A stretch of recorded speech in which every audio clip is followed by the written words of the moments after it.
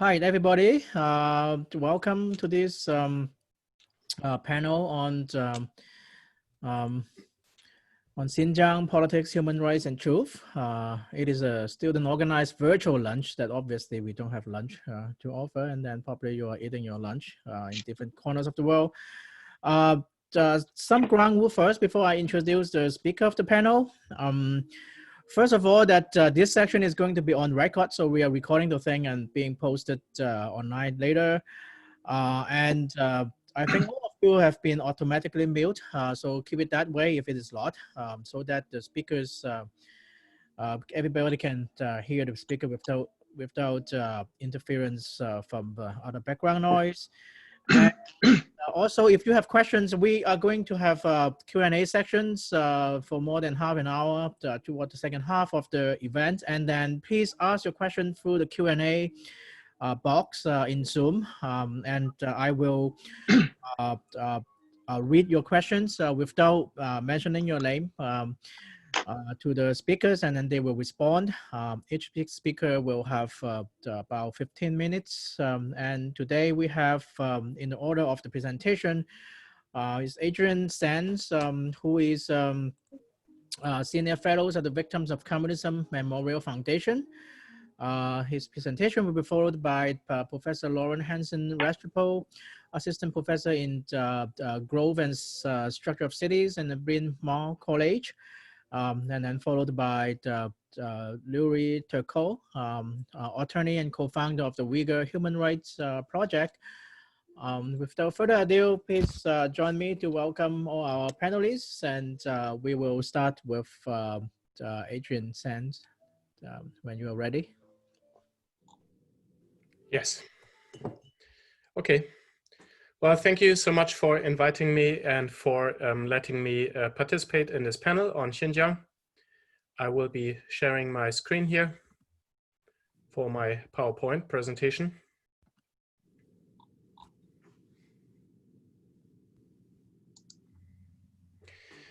Just to briefly introduce the context, we're talking here about Xinjiang, sometimes referred to by Uyghurs also as East Turkestan. Xinjiang is China's largest province, making up almost a quarter of the landmass and wedged in the northwestern corner, bordering to 8 other nations, Central Asian countries, mostly strategically located at the Belt and Road Initiative. So Xinjiang is home to one of China's largest Muslim ethnic minority group, the Uyghurs. At the same time, we also find Kazakhs, Kyrgyz, Tajiks, Tatars, and Hui. All in all, there's 11 to 12 million Uyghurs and 14 to 15 million ethnic Turkic, predominantly Muslim minorities in the region. In 1949, Mao Zedong by his armies occupied the region of Xinjiang, and between the history of China and Central Asia in previous dynasties, China often had different degrees of control and overlordship over the region. In 2009, long-standing ethnic relations, which had been troubled for a long time in different ways, erupted in the Urumqi 2009 riots, where hundreds, if not thousands, were killed. Ethnic hatred broke out between the Uyghurs and the Han majority. This was widely seen as a turning point in the history of ethnic relations in Xinjiang. And since 2009, ethnic hatred and resentment increased significantly. In 2013, President Xi Jinping launched the Belt and Road Initiative, in which Xinjiang was designated as a core region because of its strategic location in Central Asia. However, Uyghur resistance, violent resistance, including acts of terrorism, continued with ever greater violence, one might add, with notably a car bomb in October 2013 at Tiananmen Square, which was attributed to Uyghurs. and in March 2014, Kunming train station knife attack where dozens of Han Chinese were killed.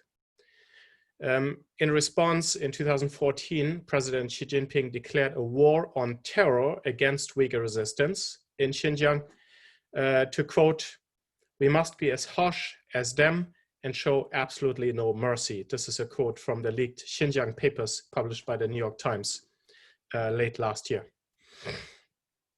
So today I would like to talk about Beijing's strategy of assimilation and cultural genocide in Xinjiang, both as a response to, of course, ethnic violence and resistance, but also as a long-standing strategy. The Chinese regime resorted to significant cultural assimilation tactics during the Cultural Revolution, even before the Cultural Revolution, and under Mao Zedong, there was a time and a period of liberalization where ethnic groups, including Tibetans, Uyghurs, Mongols, and others, had a much greater degree of freedom to practice their religion, their culture, their language. In the 1980s and 90s, we saw the revival of minority education. With the presidency of Xi Jinping in 2012, that has changed significantly, not just for the Uyghurs, but we are actually from the time of Hu Jintao, especially from the Lhasa riots in 2008, the Urumqi riots in 2009, we saw a resurgence of neo-integrationism, a new form of ethnic integration and assimilation. So today I would like to talk firstly about the police state that was set up, notably between 2014 and 16, the mass internment campaign in internment camps between 2017 and 19, and then the longer term strategy.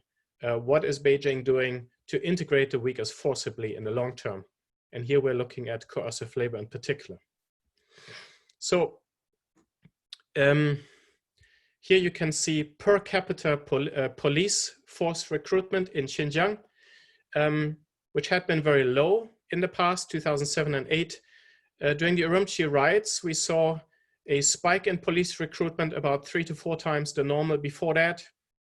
And then since especially 2014, with the declaration of the war on terror, we saw the establishment of a sophisticated surveillance system, surveillance technology, cameras, database, big data processing, but especially under Chen Quanguo, previously party secretary in Tibet, came as party secretary in Xinjiang, the amassing of an incredible police state with per capita recruitment spiking and bringing Xinjiang basically to the top of the world in terms of per capita policing, police force. After having secured the region with massive police deployments, the setting up of community police stations in every other city block in like every 500 meters distance, in late 2016 and early 2017, Chen Quanguo then went on to establish the mass internment campaign in extrajudicial internment camps, so-called re-education camps to brainwash people, to intimidate people. This started in the spring of 2017 with the massive construction of new facilities, which you can see here with watchtowers, barbed wire, fencing, some of these methods copied from Guantanamo Bay. You see here a watchtower with barbed wire filmed by a German TV crew driving past in a taxi. And a minority person who was able to visit a camp in Urumqi later on developed a 3D model of what that person saw. And it was females behind bars. You see the teacher, the Han Chinese teacher teaching them Chinese in the very background. They're separated from the teacher with high iron bars, and they're locked into an iron bar fence, cage-like, in their classroom. And then you have security guards outside the classrooms, etc. We saw a massive expansion of detention centers, re-education camps, vocational training camps, all kinds of facilities in 2018 and 19. Massive growth.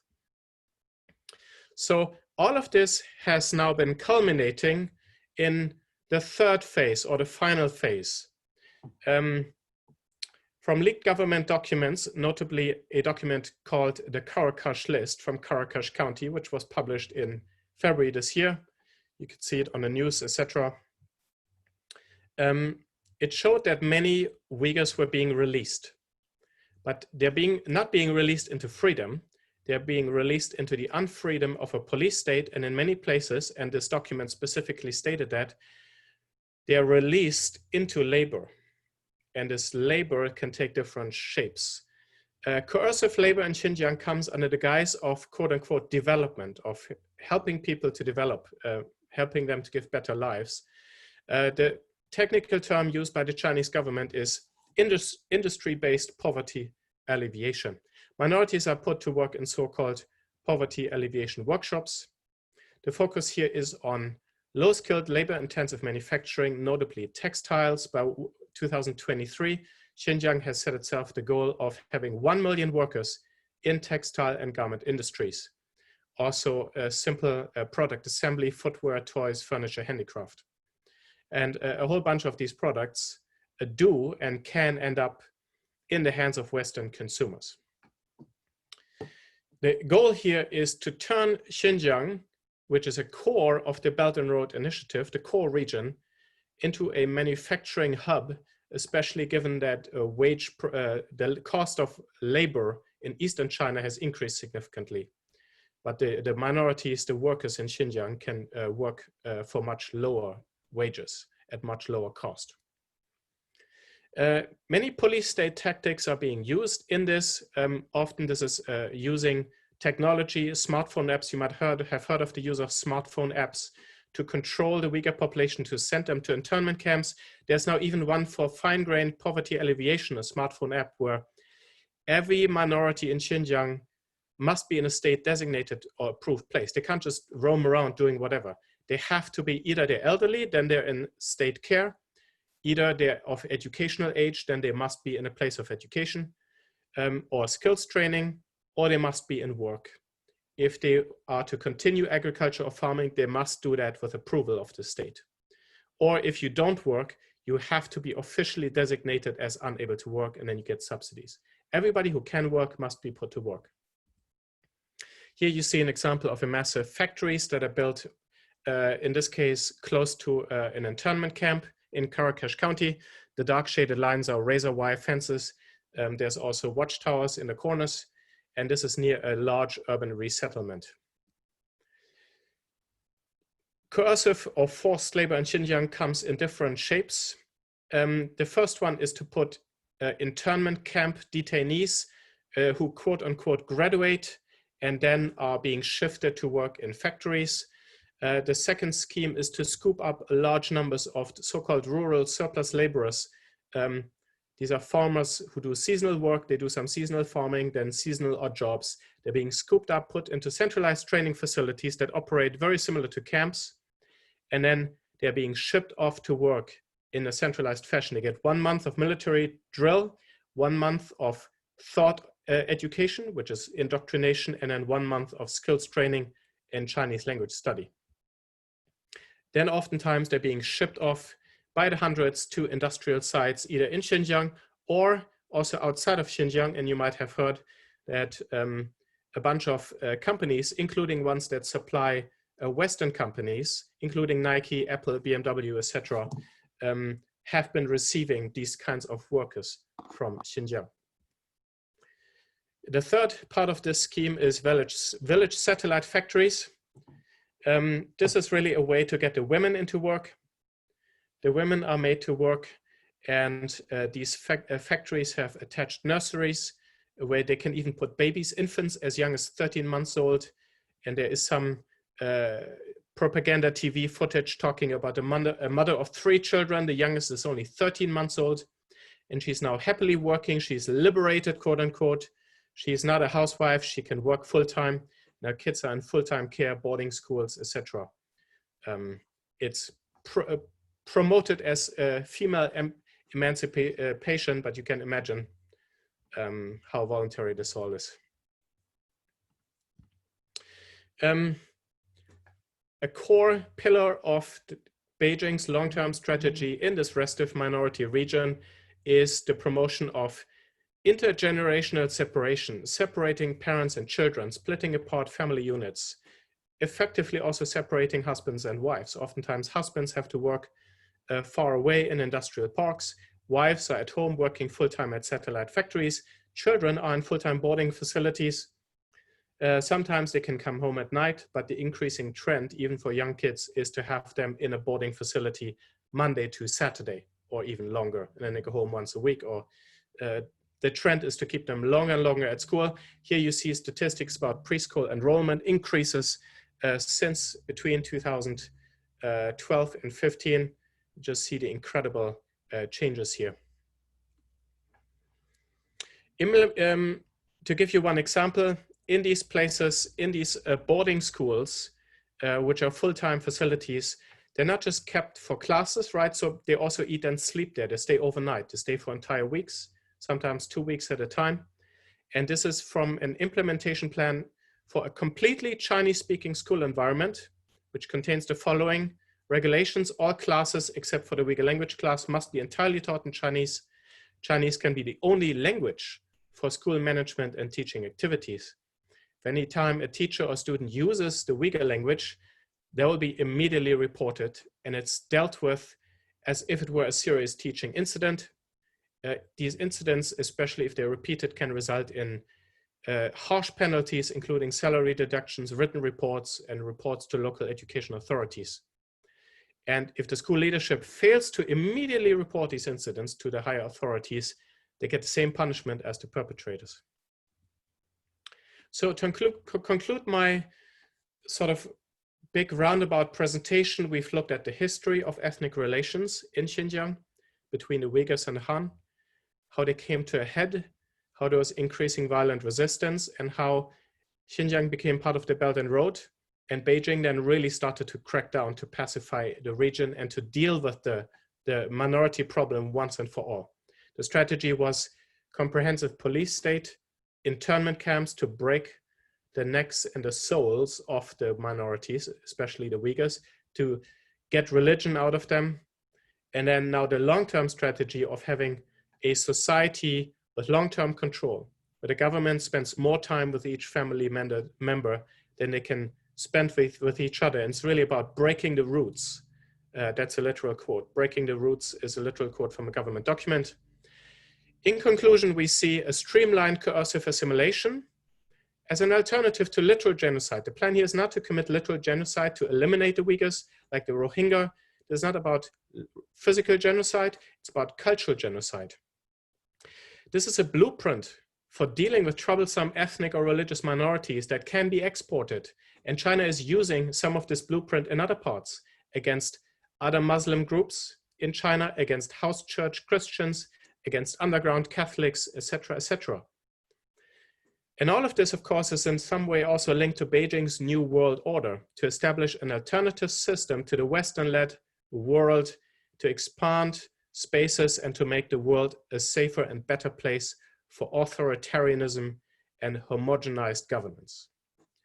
Thank you. Okay, thank you, Dr. Zenz. And again, for those of you who join in, just join in, that I'm your moderator, Hu Fenghong, and professor in sociology and science China studies at the Johns Hopkins University. And if you have any questions about the presentation, you can type it anytime in the Q&A box of the Zoom interface, and I will, after all the free presentation, I will read out the question for the panelists to answer.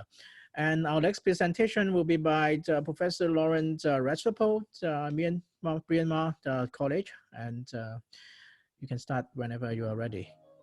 Thank you.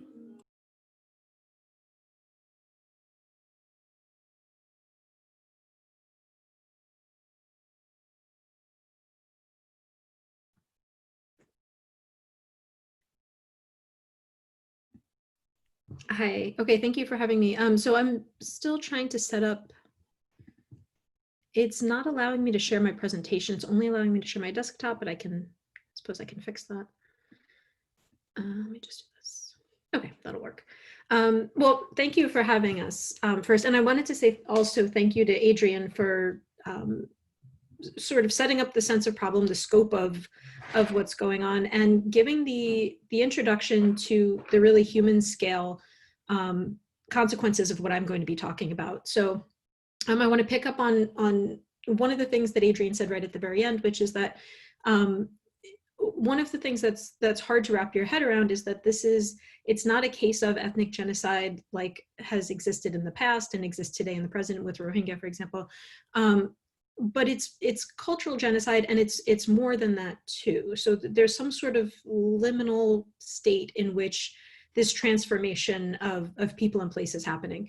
And so where I'm going to pick up on is the transformation of space, which is, it's a process in and of itself, and I'm really going to focus on the process, but the end goal of it is really not, this particular built form or that form, but it's the decoupling of land from identity and the erasure of the discursive concept of homeland for Uyghur and other Turkic people. And so it's worth, as I get into the minutia of the planning process and the outcomes in terms of the built form, I think it's worth keeping that sort of big picture, that end goal in mind. So, sorry, start at the beginning.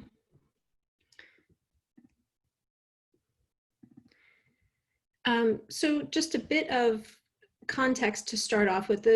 What I plan to talk about today is a periodization that in some ways plays in a really complementary way to what Adrian presented. So I'm going to present sort of a tripartite periodization of land use planning and development of space in the built form since the year 2000. So I think it helps to start off with sort of a baseline of what things looked like when these processes in Xinjiang were largely unexceptional vis-a-vis the rest of Chinese cities. Then move into the period after 2010, sort of this really brief period between 2010 and 15 where things had begun to shift, and then look at the really qualitative shift in the politics of land since 2015. And I start off with this map just to sort of orient us. Xinjiang is 1/6 the land area of China, although only 10% of the actual land is habitable. It's worth noting, and so the two cities that I'll discuss today are the only two cities within Xinjiang of populations over 1 million. So the Kashgar metro area is obviously in southern Xinjiang. It's a population of about 1 million, and then Urumqi estimates kind of vary, but it's probably in the 4 to 5 million range. Other than these two cities, the size of urban centers drops off really considerably. So the next largest city is about 400,000 people. Most of my work is in Urumqi, and it's the city I know best, but I do like to have a sort of a counterpoint. So where I can, I'll discuss Kashgar. Just a little bit about the geographic and economic context. Traditionally, the two extractive industries have been mineral and natural gas and oil. And agricultural, right? So predominantly cotton. So you hear the phrase white gold and black gold with reference to Xinjiang's sort of natural resources. I think Adrian did a good job of sort of talking about the Belt and Road Initiative and the geographic advantages that Xinjiang sort of holds for the larger Chinese state. I will bring up too that even before the current period, there were attempts to shift the economy from the sort of primary, agricultural and extractive based economic base to a sort of tertiary service based economy. So even in the Hu Jintao era, there was this idea that Urumqi and Kashgar could be centers of a sort of a service economy, and in which Xinjiang became the sort of center of a regional hegemony in Central Asia.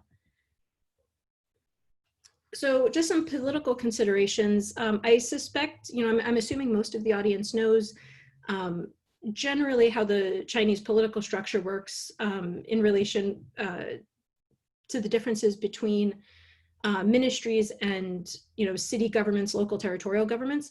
The one thing I want to add to that discussion, because it becomes relevant here, is that two things. Well, one is obviously that Xinjiang is an autonomous region, and that within Xinjiang, you have these nested autonomous territories, right? So cities, counties, or certain regions within Xinjiang have their own autonomy. And two, that there is this institutional sort of peculiarity of Xinjiang with the Bingtuan. So it's a really long history, the scope of which is probably unnecessary, except to say that really large land holdings outside of Chinese cities are controlled by this organization, which reports directly to the center. So whereas most Chinese cities are sort of contending with territorial government and ministry level governance, there are sort of these three levels of governance in Xinjiang.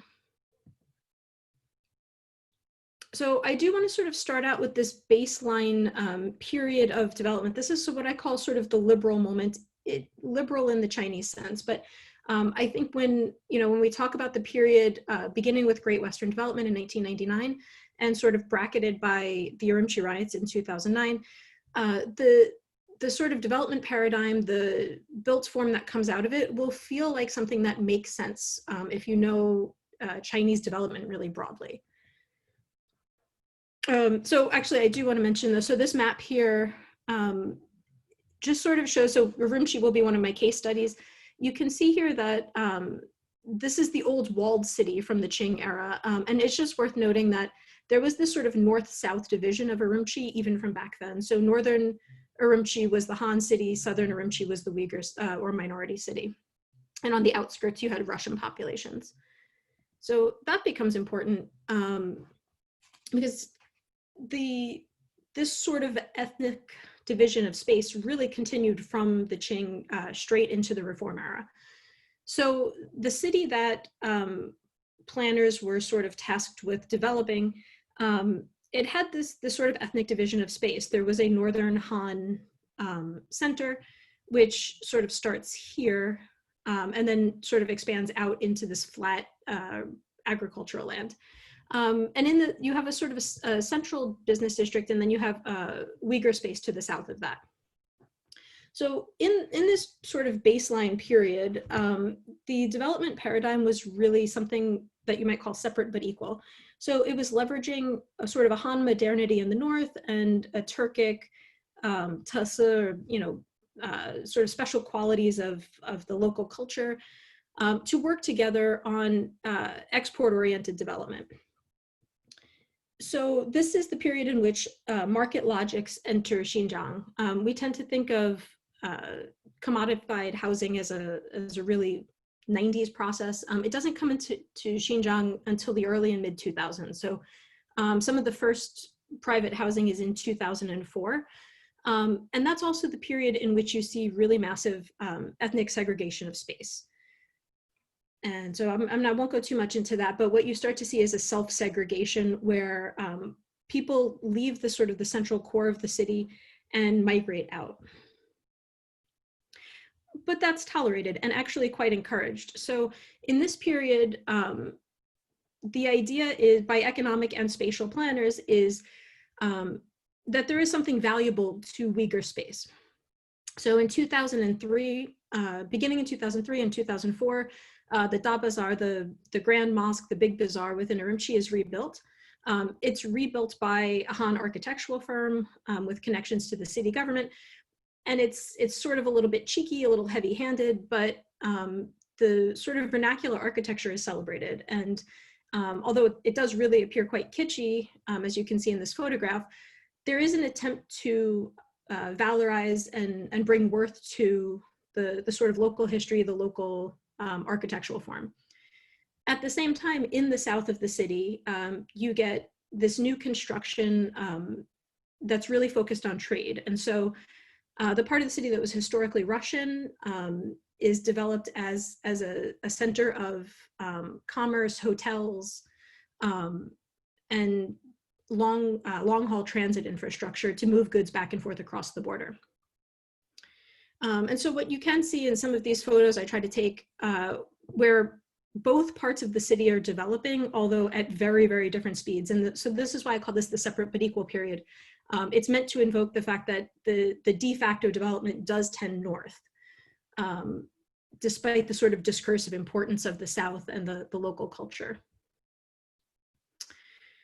Here, I won't talk too much about the political economy of land because we don't have time, but what I will say is that the city is very much in control of its own destiny. Much like elsewhere in China, city plans are developed by the city, although they're approved further up the chain. But it's planners within the city that are in charge of implementing long-term strategic development goals. And what you see is that they do that through this sort of separate but equal planning. So the 2000 master plan for Urumqi, for example, talks about a dual-centered city.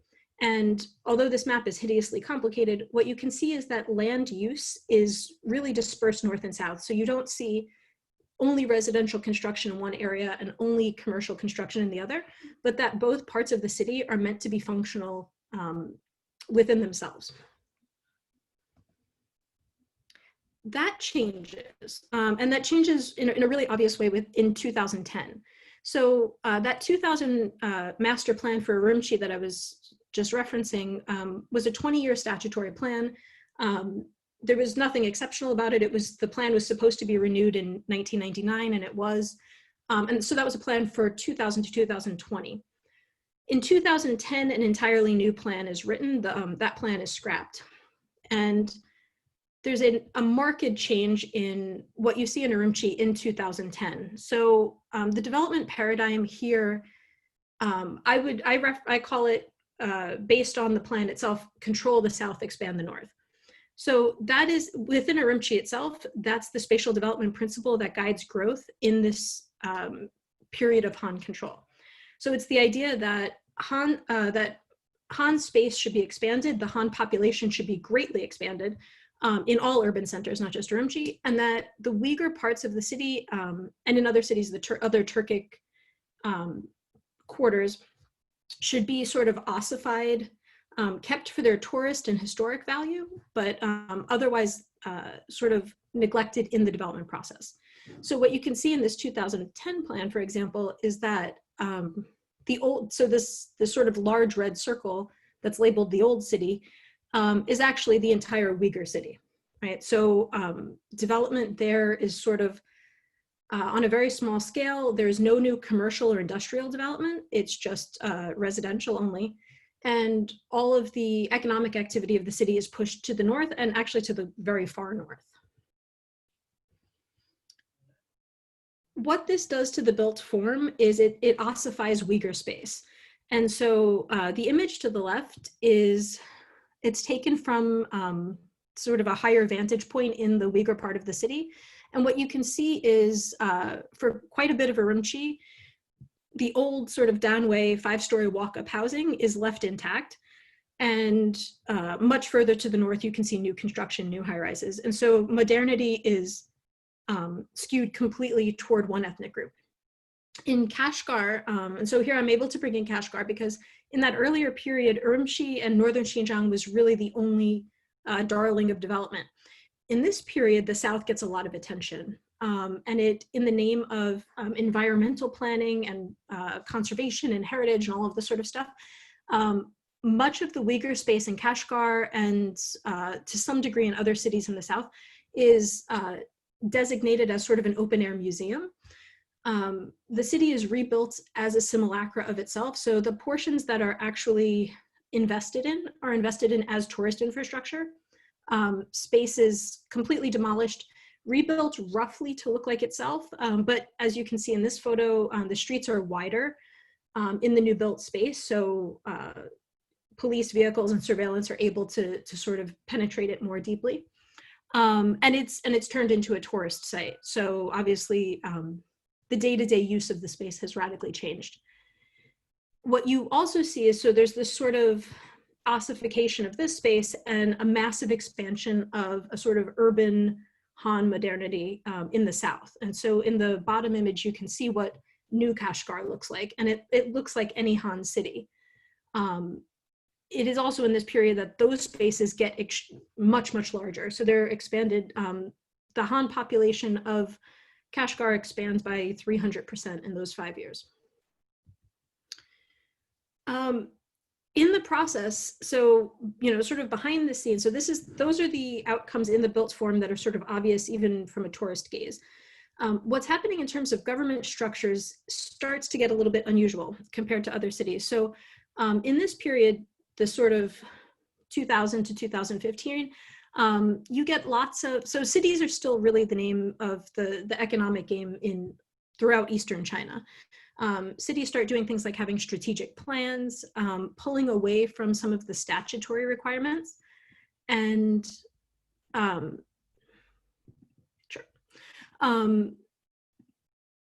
basically that's the opposite is happening in Xinjiang. So whereas cities are sort of autonomous and sort of controlling their own destiny in Han China, what winds up happening in this period is that the ministries start to take over urban space.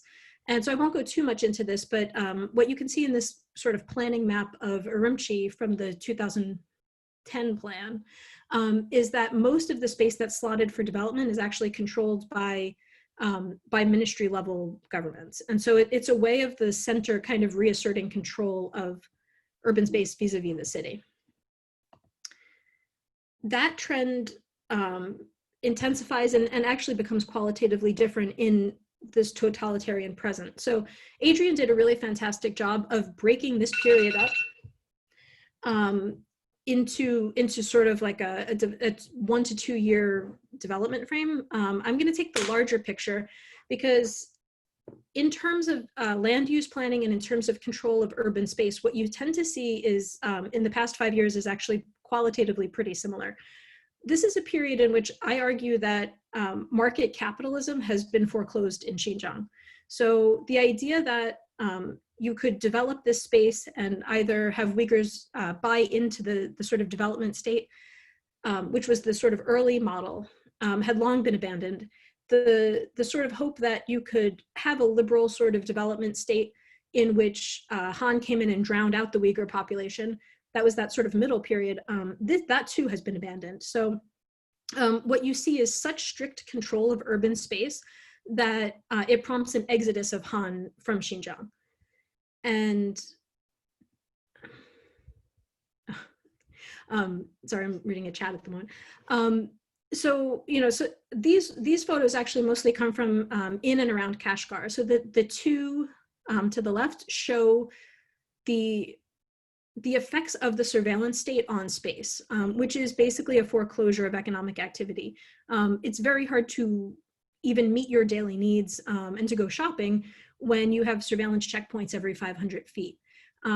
Stores in the name of security are forced to have gates all around them. So it creates a really hostile environment that is very effective in its intention to deaden the city and sort of everyday economic life.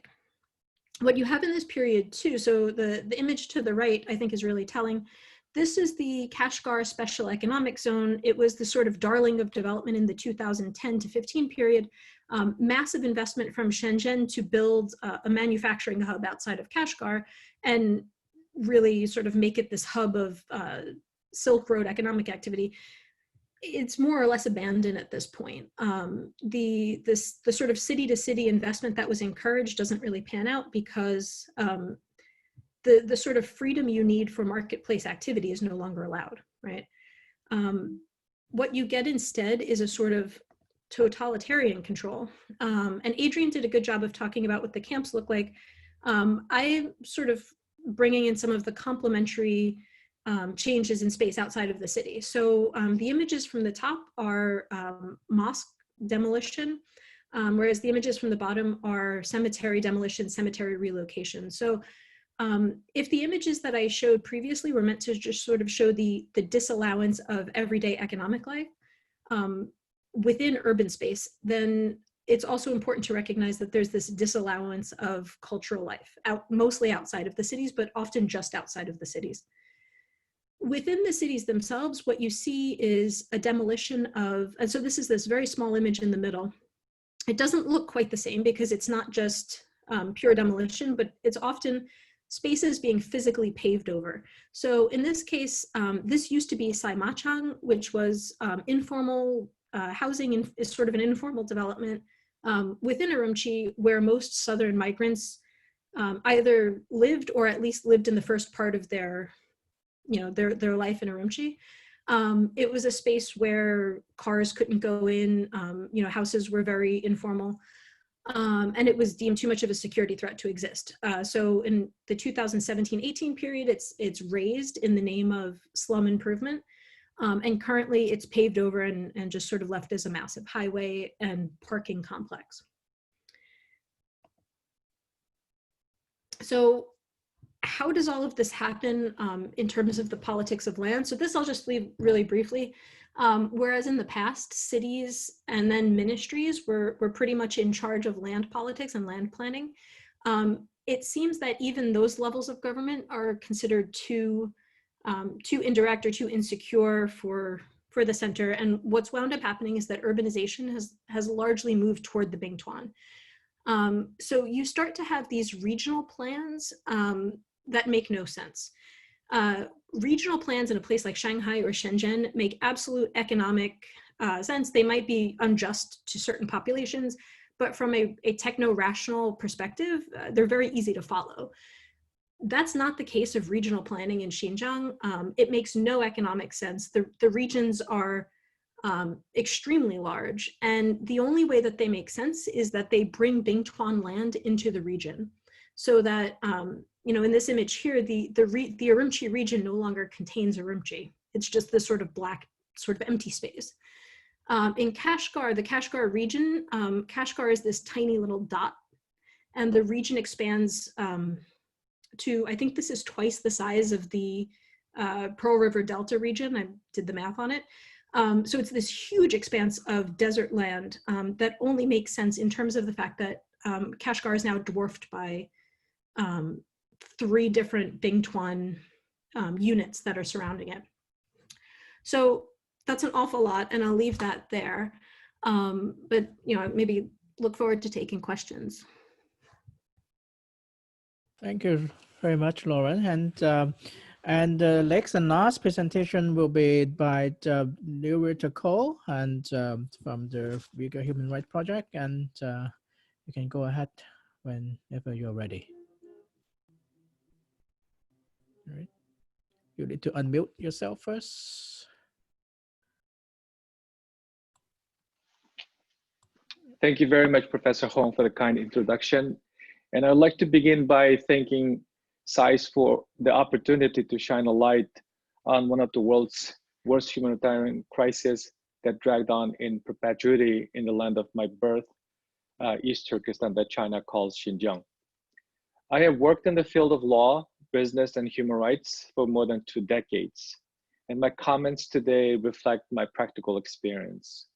As a student of a history, I never thought that I would be reminded of the historic phrase, never again is, and keep saying in public, never again is happening again in China on our watch. Despite the scope and scale of the crisis, we have not seen tangible, concerted responses from the international community to pressure China to shut down its modern-day concentration camps and to stop the atrocities committed against the Uyghur people. China has been successful in buying silence through diplomatic pressure, economic incentives, and coercive methods. Governments, businesses, international organizations fear the consequences of annoying the Chinese Communist Party. Senior US government officials and members of US Congress have spoken out. For example, Secretary Pompeo himself, since last September, have spoken out against the the treatment of the Uyghurs in public more than 20 times. Just to give an example, he said the Uyghur crisis described the Uyghur crisis as one of the world's worst humanitarian crises of our time. And also he called the Chinese abuse of the Uyghurs is the stain of the century. The last fall, the UK, Germany, the EU, the Australia requested unfettered access to the camps after revelation of the secret documents released through New York Times and the IJOP. And if you ask me what has been the international response, that's pretty much about it. No country has announced sanctions. No country has recalled an ambassador. No country has canceled trip or tabled resolution at the UN.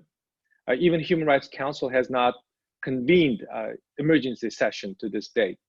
You can imagine the type of response, what kind of response the world would have seen if any country other than China detained more than 20% of its Muslim population. The silence of the international community, while the others, feigning ignorance, exasperating the situation for the Uyghurs, for both inside and outside of China. To make the matter worse, the COVID-19 pandemic has diverted the world's attention from the crimes that the Chinese Communist Party have committed against the Uyghurs and other Turkic people with a genocidal intent. I'd like to debunk few public statements that the Chinese government's been actively spreading around with a very specific disinformation campaign or twisting the facts purposes. Is it really a re-education centers? And two, is China committing genocide against the Uyghurs? And also, how is it affecting the Uyghur diaspora? And what should we do about it? According to the US government and the other credible reports, the Chinese authorities have detained as many as 3 million Uyghurs in a modern day concentration camps that the Chinese government has been euphemistically calling or describing as re-education or training centers, or even boarding schools. In other words, in the words of the Chinese Communist Party chief, Chen Chengguo, these camps designed to, quote, teach like a school, be managed like the military, and be defended like a prison. According to the leaked documents last year, the Chinese authorities had concentrated and collectively punished the Uyghurs who committed no crimes other than being Uyghur and Muslim. What should we call these camps? To me, there are concentration camps. Here's why. Concentration camp exists whenever a government holds a group of civilians outside of the normal process, including to segregate people considered foreigners or outsiders, sometimes to punish. So here's some of the commonalities of the historic concentration camps with the camps that the Chinese government set up for the Uyghurs. One, detainees in the camps have no real trial at all. Two, detainees are typically held because of their racial, cultural, religious, and political identity, not because of any persecutable offense. Some governments use flawed legal argument to detain individuals in these kind of camps. And three, the camps are established by government policy and run by the government entity during the conflict or civil war.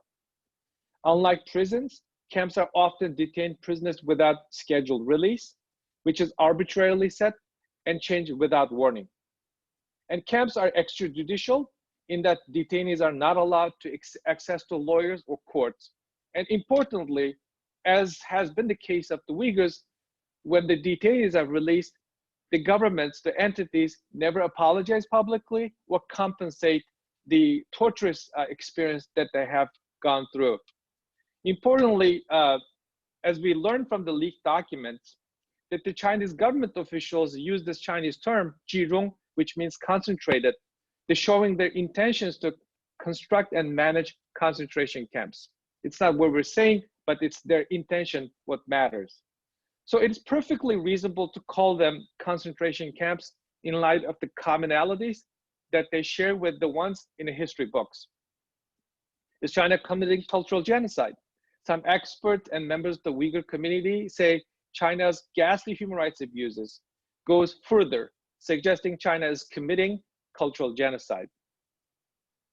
Cultural genocide means the elimination of a group's identity through measures such as forcibly transferring children away from their families, restricting the use of their national language, banning cultural activities, or destroying schools, religious institutions, or memory sites.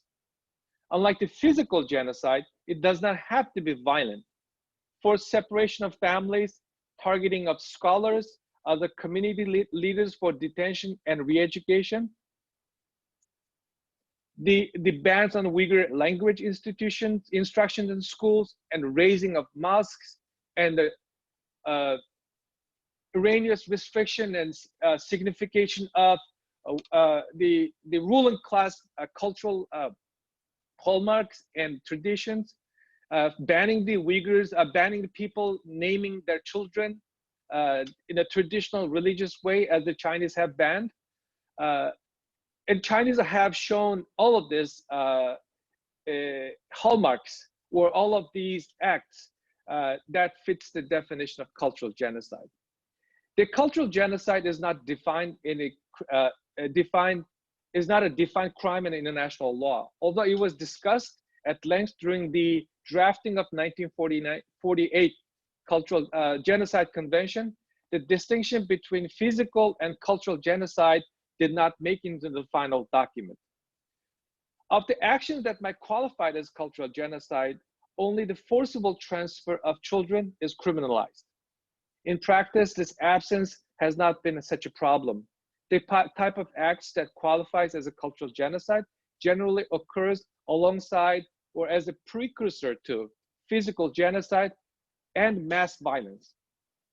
Nonviolent actions undertaken in pursuit of destruction of cultural identity, therefore, often serves as the evidence of intent necessary for mass slaughter to qualify as genocide. So far, there's no evidence the Chinese resorting to mass killings, but the fact that they have built crematoriums around the many camps suggests that a significant number of deaths have occurred. Nonetheless, while the government is not carrying out slaughter, they're committing persecution on astronomical scale.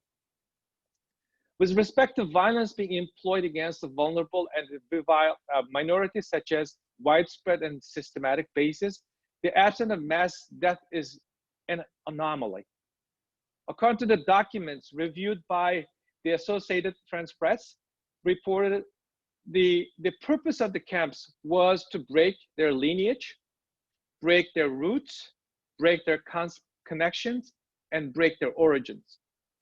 And let me move on to another important point, which further proves the earlier legal points that I was describing to you,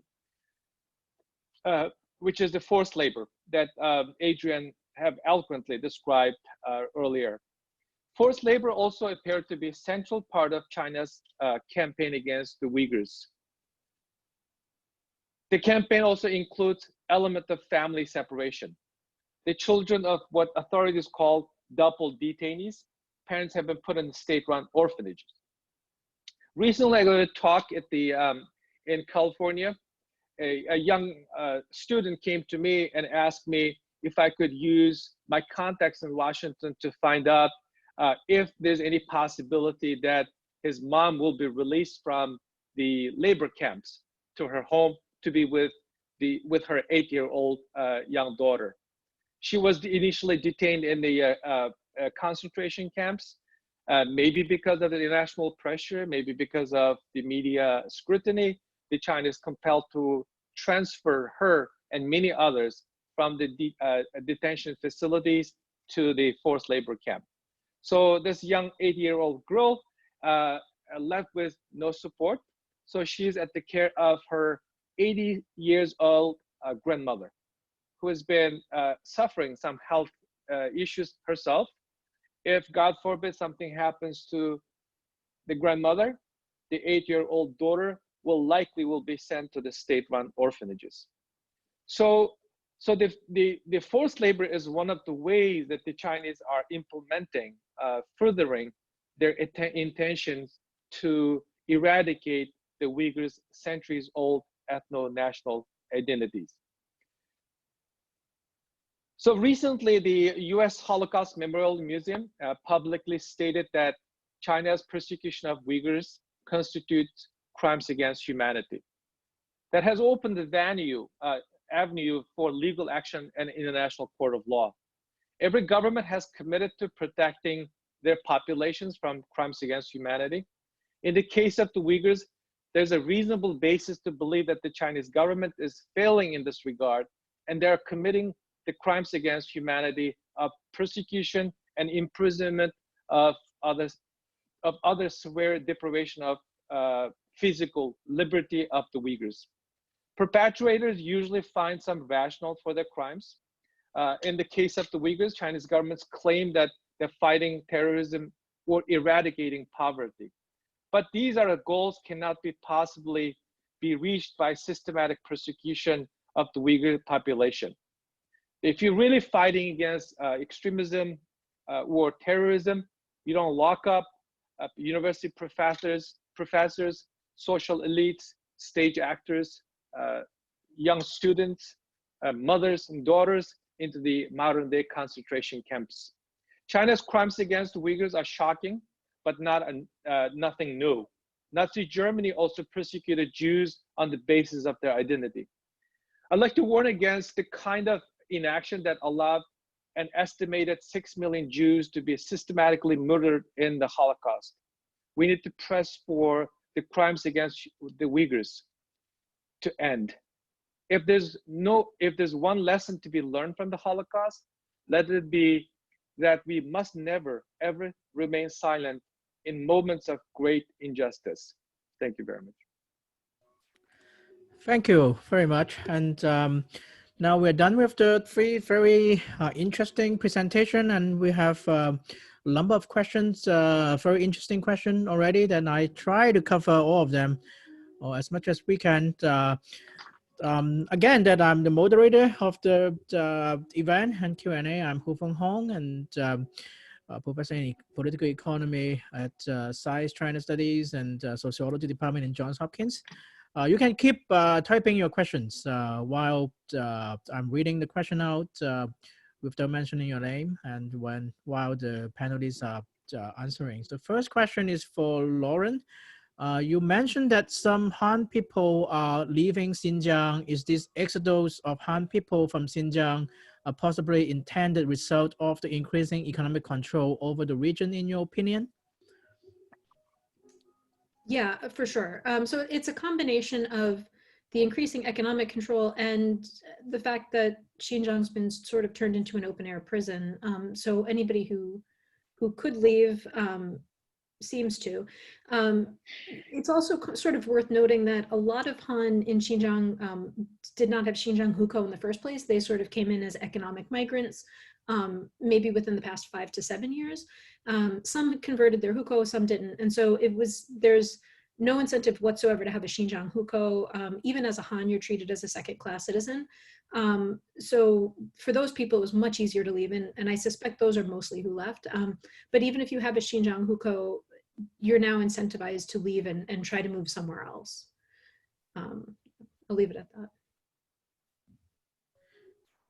Yes, thank you. The second question is actually for everybody. Everyone in the panel can answer this. And can you discuss the difference between authoritarianism and totalitarianism, and which descriptive term better fits the Xinjiang situation? So any one of you, any thoughts on this? So yeah, I can jump on that. Adrian, did you say something?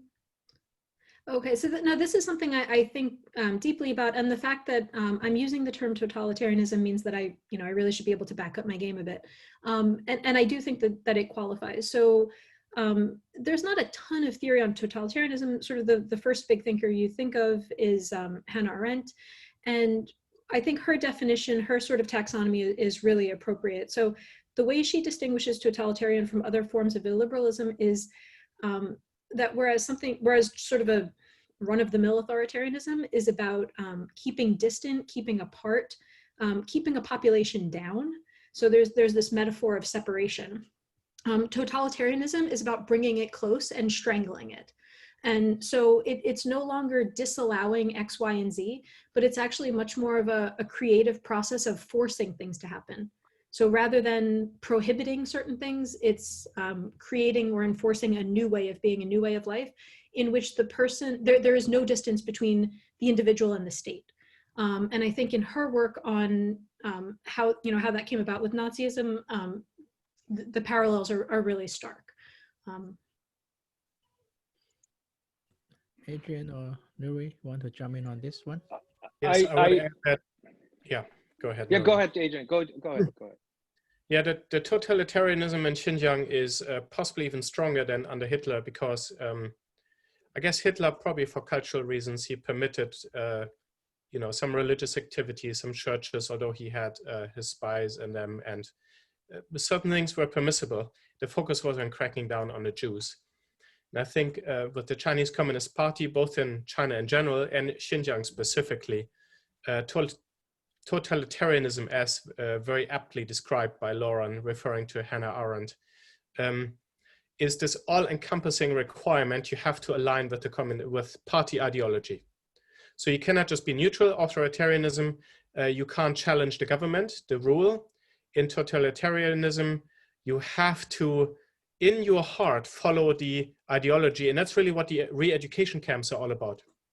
The re-education camps are about forcing those who have not willingly aligned with party ideology to fully align with party ideology. They have to sing songs to Xi Jinping before they can eat. They have to renounce their previous beliefs.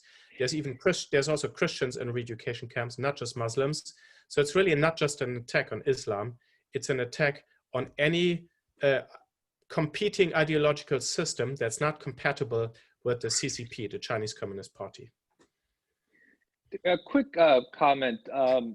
The way that the Chinese government has seen the Uyghur identity and the Uyghur religion has always been something should be subject to transformation. In order to all the, in addition to all the conceptual points that Adrian and Lauren were making, I'd like to point out that the Uyghurs' ethno-national identity, religious practices, way of life, language, ethnic clothes, that have been seen as a sign of disloyal to the party. So as the Chinese government publicly been saying through media interviews, public statements, that they are trying to convert the Uyghurs into a normal human being. That begs the question, what kind of standard that the Chinese government is following for the normal human being? In other words, to me, it's pretty clear they want Uyghurs to go through forced human re-engineering, forced transformation, just to act, eat, speak, and think the way that the Chinese Communist Party want them to do. Thank you. And next question also open to everyone on the panel. Thanks for this great panel. It seems to me that there is a trade-off between freedom and safety. And through the COVID-19 process, we can see how the Chinese government and maybe a larger number of people and the Western world government and people hold different opinions toward this trade-off. How do you think it's possible to overcome this fundamental and deep-rooted idea difference? And what do you think would be a good policy solution, considering there is a 2009 riot response as a response to the 2000 to 2009 liberal development paradigm? Anyone on this? I can take a jab at that question. As I pointed out in my opening remark, we would have seen a different type of response if anyone else has done something remotely similar to what the Chinese has been doing in the daylight. Number one. Number two, the silence around the world is mind-boggling. This should not be the concern for the United States Congress and some senior officials in the current administration to publicly speak out. We've been looking for leadership. This is also related to the public health crisis that we're dealing with. Sadly, we live in a leaderless world. We need to have a leader to tackle the global issues such as this healthcare pandemic, the COVID pandemic, and as well as the crimes against humanity committed by the Chinese government in the Uyghurs' homeland. So, I call on not only the United States government to take an action. At least there are three pieces of legislation being considered at the U.S. Congress, and the United States, the administration have imposed visa restrictions and added a bunch of Chinese entities to the blacklist, the Commerce Department's blacklist or entity list. So I like to see the same thing in Canberra. I'd like to see the same thing in Ottawa. I'd like to see the same thing in Brussels, in Berlin. So the Europeans have seen this. They know especially how this ends. The civilized world know exactly how it ends when a regime targeting ethnic minority with a specific purpose to stamp out their identity. We have seen this movie before. So, you know, Adrian has this famous line that I resonated in me so much, that we should not let the Chinese to test the resilience and conscience of the civilized world. Yeah. Anyone want to respond to this? Yeah, maybe I can jump in on this sort of the question that was buried right at the end about 2009 being, you know, I think Nury talked mostly about the sort of like, you know, big picture and the COVID situation and the really big questions of security versus freedom. But that question at the end, I did want to just sort of bring attention to it, because I think the state's position, and you know, if you're seeing like a state in Xinjiang, the sort of pithy way of thinking about it is, well, we open up, we liberalize, we develop, and they attack, and we tighten up and control, and they attack again. So no matter what we do, it's going to be insecure unless we go with this totalitarian route. There's a really big problem in that thinking, which is that the 2009 riots were not a response to market economics. What they were, the absolute immediate cause of it was sort of dissatisfaction or being disgruntled with a lack of equal protection. So that, the situation that arose in a Guangdong factory was treated one way when the attackers or perpetrators were Uyghur versus Han. And so there was this really big police inequality. But then the sort of peaceful protest that started at the University of Xinjiang University was responded to in a way that it would not have been responded to if it were a protest over a Han social issue. So both the original sort of protest and then the escalation of it into a riot, you can really tie much more to a lack of equal protection or equal treatment than to liberal economics per se, I think. And so maybe in that is the solution. I mean, it's awfully rosy for me to say that treating Turkic minorities like anyone else in China would solve the problem. I think it's now so far gone that I don't know how to get back. But I think the buildup is that really is the root cause of buildup over the past 2 decades. I would like to just throw in a small hand grenade into the whole concept. The concept of putting up a dichotomy between freedom and security. So you have more security if you have less freedom, and you have more freedom. If you have more freedom, you might end up with less social security and stability. But you have this trade-off if you have a problem situation to start with. Nothing that the Chinese state has done in Xinjiang addresses the root problem, which Lauren and Nury outlined very well, the root problem of Uyghurs feeling discriminated, of them not feeling part of China, and them feeling treated as second-class citizens. I would put it on its, we can turn this thinking on its head and say, well, actually freedom promotes security, rather than security and freedom trading off each other and being in competition with each other. But only, of course, if the right preconditions are met. So the thing is not to reduce freedom in order to gain security. The thing is to address the root problems. Why is this problem happening and what drives it? Thank you. And go on to the next question. Thank you all for your presentations. To what extent is there tacit or active support for China's Xinjiang policies among China's ordinary Han citizens? If there is a widespread support for this program, how effectively can the US or other foreign powers speak against the CCP's policies or level sanctions, recall an embassy, etc., without simply generating a nationalist backlash against foreign critics? Anyone? I think it's direct to everyone on the panel. So maybe I can jump in here with sort of an anecdote from my experience teaching the past 2 years, because I've taught courses on Chinese urbanization and Chinese political economy of Chinese cities, and I've done talks on a few different campuses. So I'm at a liberal arts college. It's a very unique group of students, and yet I find that when I'm in a large group setting and I make sort of general statements, there's, you know, in the question and answer, it can get very heated and very, the rhetoric, the nationalist rhetoric is very strong.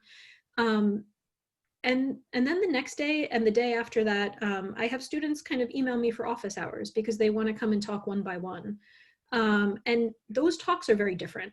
And so I think part of it is it's a really unfortunate social psychology. And I will say that when we do these talks, I tell students no phones, no computers, right? So this isn't people being afraid that they're being recorded, but I think it's more of a general fear of what other people are going to think. To answer one of those questions, which is, you know, what do other people think? I think the sense that I have in China, I haven't been back to Xinjiang since late 2014. But anything that you see, sort of the good journalism that's coming out, is that there really is there's sort of a broad acceptance of the idea that this has to be done and that this is good for China and good for the region.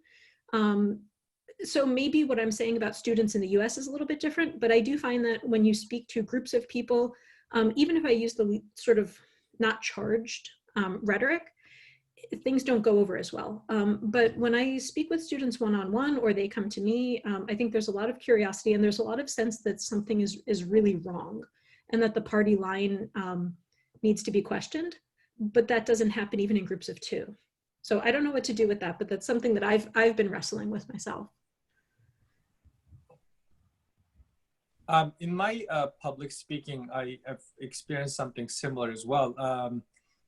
That oftentimes I confront two types of reaction from the ethnic Han Chinese people, either, you know, studying here or part of the migrant community. One is sympathy that privately expressed. They don't raise their hand, ask questions, or condemn the CCP's policies. The other two is just purely propaganda, coming to me and said something like, "Oh, you have been misinformed. When was the last time that you've been there? You may want to go back and visit. That may help you to see the real picture." So I take that kind of comments as a kind of insult to my intelligence, that I don't need to see with my own eyes what is happening. I have not seen my own mother since my law school graduation 16 years ago. That in and of itself speaks volume. The Chinese government does not allow Uyghur families to even talk today. There are lots of Uyghur families around the world, not only worried about the disappeared family members, but also their inability to maintain a basic contact. Before this whole thing, this craziness started, the Uyghurs have, the free Uyghurs around the world at least have had basic methods to check up with their loved ones, congratulated them on their significant days. But now it got to the point of not knowing if somebody near and dear to them leaves the world. When I watch my fellow Americans seeing their family members dying in the nursery homes, in a hospital without being able to say goodbye, it reminds me of the tragic situation that the Uyghur people in diaspora have been experiencing. I know for a fact several of my friends did not know the passing of their family members for months. In one instance, a friend of mine, a close friend of mine, find out about his mother's death in concentration camp through Radio Free Asia reporting. So do I need to have any additional evidence or experience to see what the Chinese government doing to my people?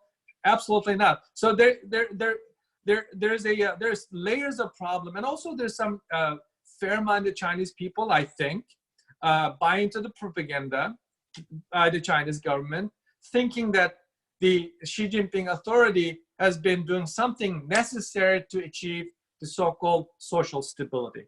So we have lots of issues. This has been an uphill battle.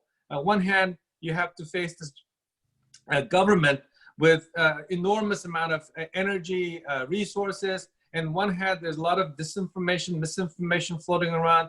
And there's, on the other hand, you have less sympathetic Chinese population on something seriously horrific. I'd like to point this out.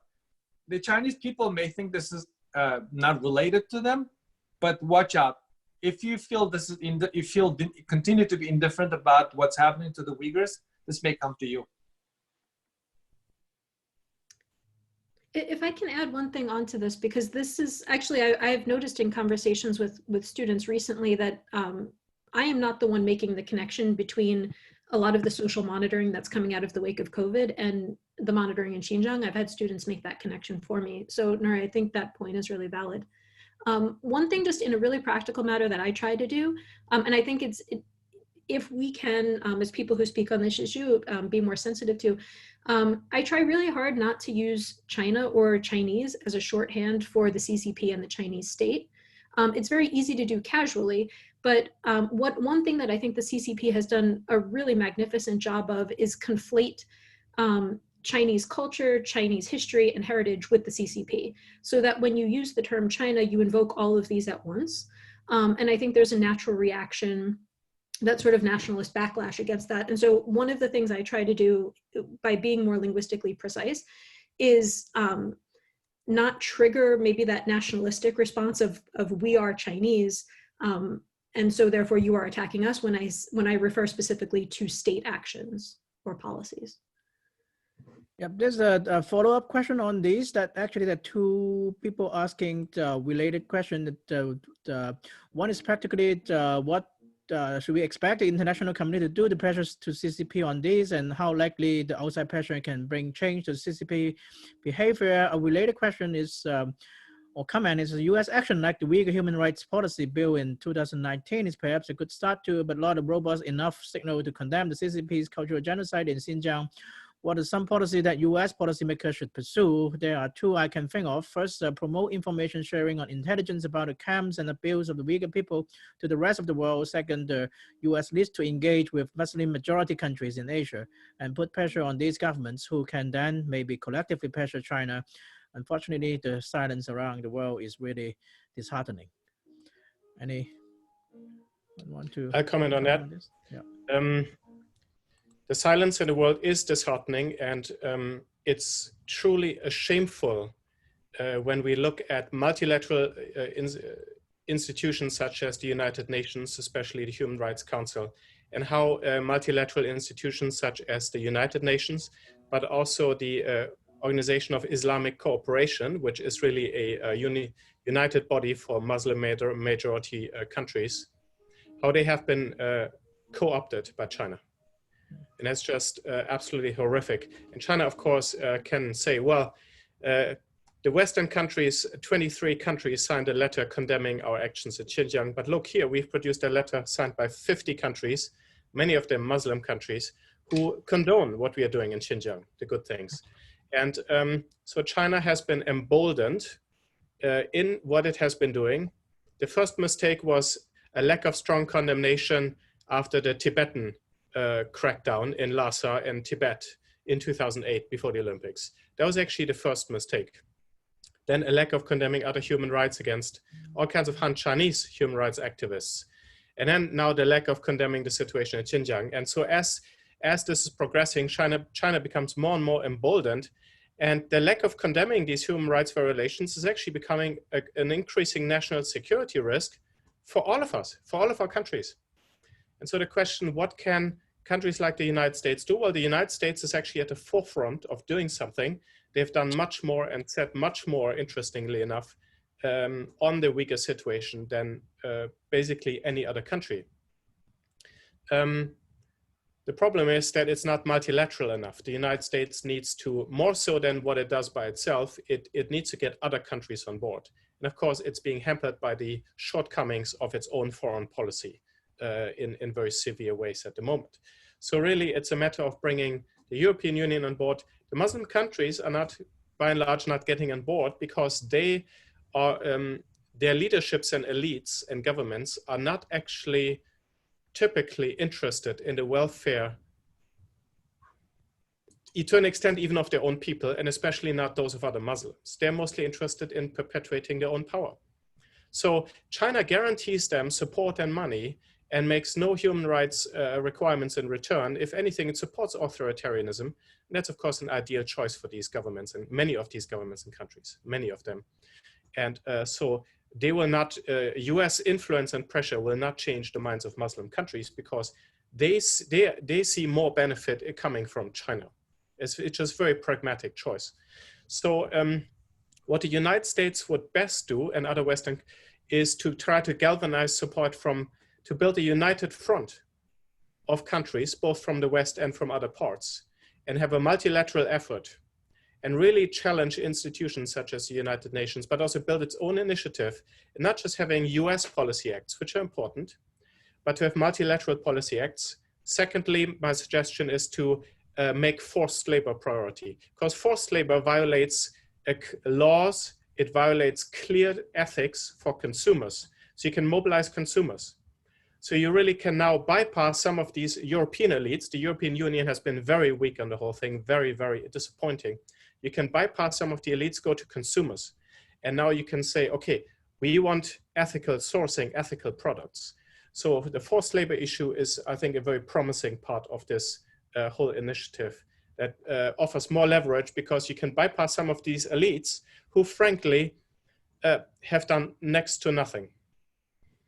Yeah, Adrian, I'm glad you brought that up right at the end because I'm so pessimistic about the moral leadership globally that there is going to be enough of there's going to be enough coming together for any sort of international level political action for some time.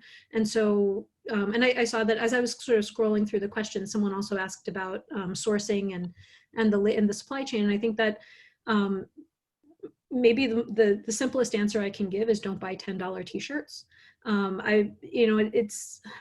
It's difficult and it's expensive to buy ethically produced clothes, but that would have an absolute effect on this because a huge part of moving people, so concentration camps or internment camps or whatever you want to call them, are really expensive and don't produce anything. And it's unsustainable in the long term to have that level of security without some sort of economic activity on the back end. And so I think that's why you do see people being moved into forced labor camps. It's diffuse, it's hard to see on a satellite image, and it pays for itself. And so I think if we as consumers sort of throw sand into that machine, there would actually be real change. I'd like to spice this forced labor conversation a little bit, spice up this conversation. As I pointed out earlier, 2 points before I start talking about forced labor concern. The question, where is the Muslim countries, is not a right question. We should look into the countries that has influence, a tradition of defending human rights, defending religious freedom. So I wholeheartedly agree with Adrian that this is supposed to be a multilateral effort. Much like, when you mention the Cold War, people get a wrong idea, but it's something like that, coming together, speaking in one voice, not looking the other way, not feigning ignorance. It has to be a collaborated, multilateral effort to address this particular issue and many others relating to the Chinese Communist Party. As for the forced labor, I think the Chinese government's behavior, the Chinese government's the policy initiatives and aggressive implementation amounts to, in the forced labor area, amounts to crimes against humanity because it has been systematic. It has been against the civilians. It has been launched with discriminatory efforts, specifically targeting specific age group, ethnic group, religious minority. So we've seen this in the history. After the Second World War, the Nuremberg trials found certain German industrials guilty of crimes against humanity, including using the forced labor associated with concentration camps.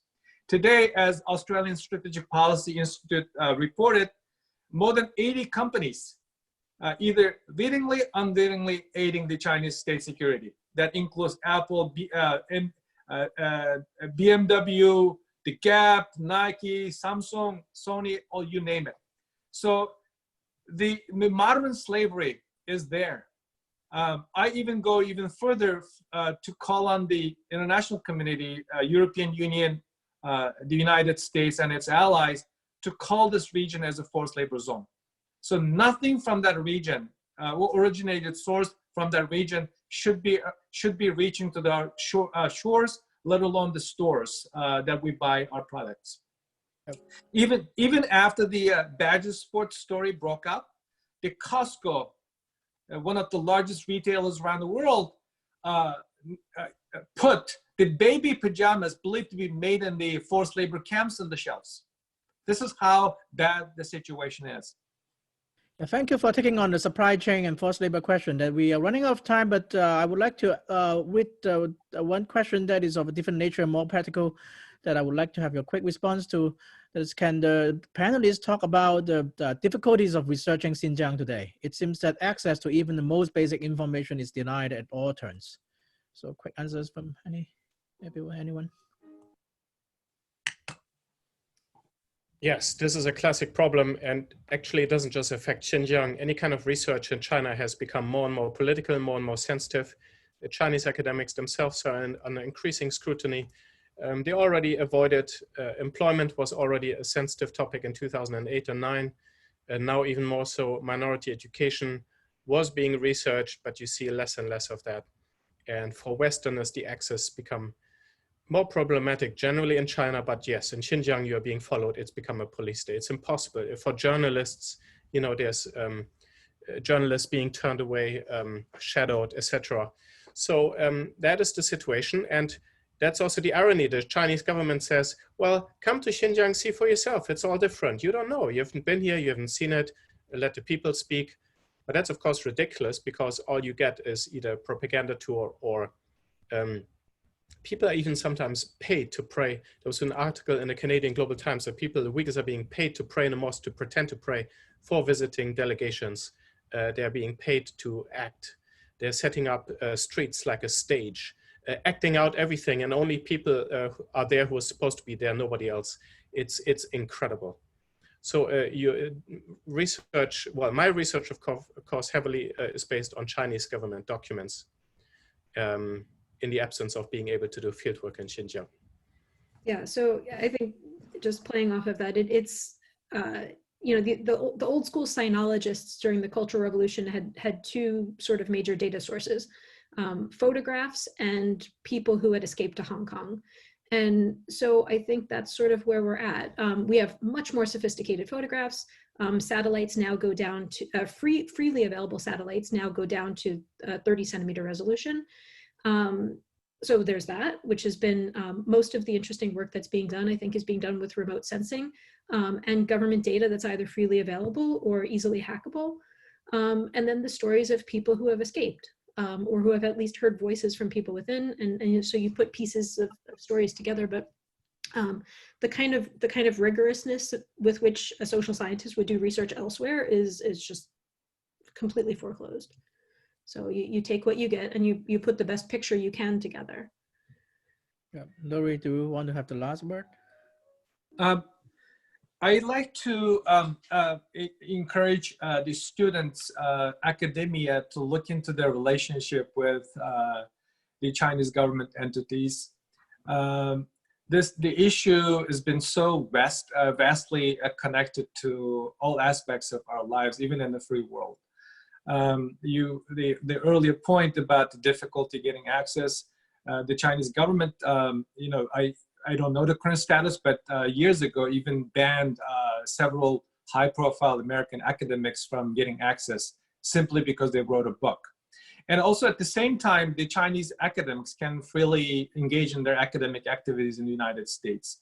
And also our universities, campuses should not be a place for advancing, furthering Chinese communist propaganda. And also our academics, are the scholars like Professor Kenneth Smith of Yale Medical School should not be engaging any research activities, including a DNA sequencer, bringing Chinese officials to the lab to conduct research. So this is a this issue has to receive much broader attention from all walks of life in our country. Thank you, everyone. Then we are running out of time. I hate to cut it short because of the limit of time, but there's many more interesting questions that we don't have time to cover. But thanks, everyone. Thanks for everyone who attend. And then the recording of the talk and the Q&A, I think is going to be available later. And then hopefully that we will have a link to share to people who are interested but cannot join today. So thanks again for all the speakers and for all of you who ask questions and also who attend. Thanks, everybody. Thank you very much. Thank you. Thank you for having us. Yep.